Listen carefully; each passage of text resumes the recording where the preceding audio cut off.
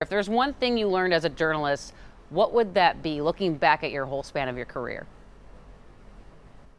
Oh gosh, for me, I would have said if I could go back and tell myself something 20 years ago. There were a number of times where I thought, maybe I should go to law school, maybe I should go to grad school, maybe I should do something else. But to just keep at it, just to honestly keep at it. And I started as a photographer at my hometown station in Columbia, South Carolina. Then I was a producer. Then I became a reporter, and then I started anchoring. And I don't know, the journey, for me at least, I really enjoyed it. I enjoyed, as odd as it may sound, I enjoyed getting up at like 3 or 4 o'clock in the morning. And I think it probably helped that it was the station I grew up watching, and I got to work alongside like these people that I grew up watching. And then when I moved to DC, it was just such a fun city, and I met a great girl, and it's just been a sort of a fairy tale for me professionally. It's been a lot of work, don't get me wrong, but it's helped that I've enjoyed all of the stops along the way. Both you and Craig have little ones at home. So when you're out interviewing presidents and world leaders, covering stories coast to coast, do you have advice to Craig and really all of us working parents? How the heck do you navigate this work-life balance? How do you do it all?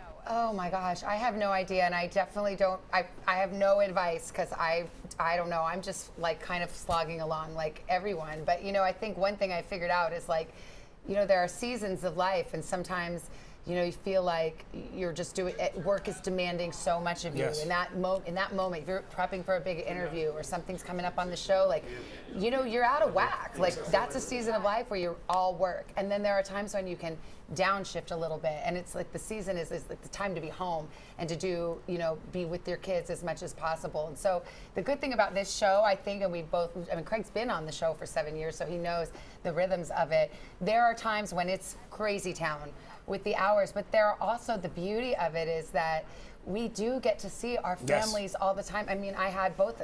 When I started the job, I wasn't married, I had no kids. I've had 2 babies on the show, and I'm so happy because even though we do have to get up in the middle of the night, I get to come home and be with my kids every afternoon, and that's just amazing, especially in our business, to be able to have something where you can have the job that you love, but the family that comes first is, not getting short shrift. Alicia, I will tell you, this is something that doesn't get discussed a lot, but I have found one of the major benefits for me is I have to get up so early that most nights I can't be involved in putting the kids down. What? I put my kids down every night. That is no excuse. Well, I do the same, Craig. I need more sleep, clearly, because at 8:30, I'm like, oh, sorry, gotta go to bed.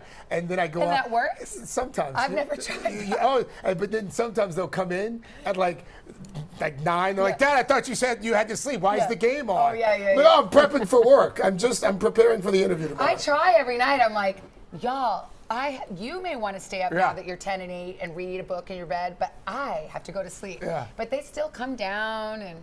Moms also get it a little harder than dads do. It's true. We do. We definitely do. All right, we got to talk about Hoda, because our viewers love Hoda, as you guys know, and you love her too. She's such a big part of our morning. She did such a great job connecting with viewers. She practically felt like a family member. So many folks want to know what's she going to do. Any clues to what she's doing next? Because she's not retiring. She's still going to be doing stuff.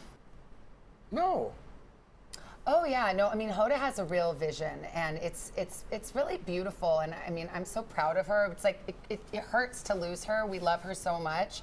It helps that Craig is stepping in, and that's just it's just as it should be, and it's a seamless transition, and he's so talented and perfect for the job. So, kind of like, it's bittersweet. We hate to say goodbye to her, and we're gonna try to give her the best send-off we possibly can this week, but we're so happy to have Craig there to pick that up. It'll feel like we hit the ground running.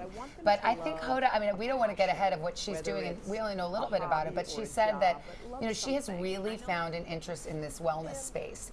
And if you follow her Instagram, she loves these inspirational quotes. But I think people can tell this about her. She's a real seeker. Yes. And she has done a lot of work internally and in her life. And I think that whatever she does will be in line with that, and doing something so courageous, which is to leave a job, not when it's getting old, not when you're being halfway pushed out the door, but at the height of your popularity, of your ability.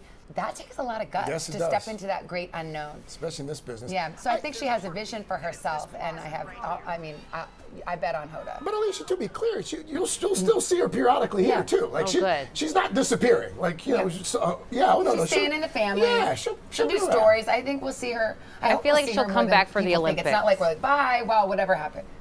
Well, for sure she will. I'll tell you when she'll also probably come back. The summer concert series. Oh, yeah. Like you'll probably see her like on the plaza, jamming out to every country Remember, store. sometimes we see Meredith Vieira. That's true. She could come out That's for a true. good concert. So yeah. That's true. I mean, home is always home.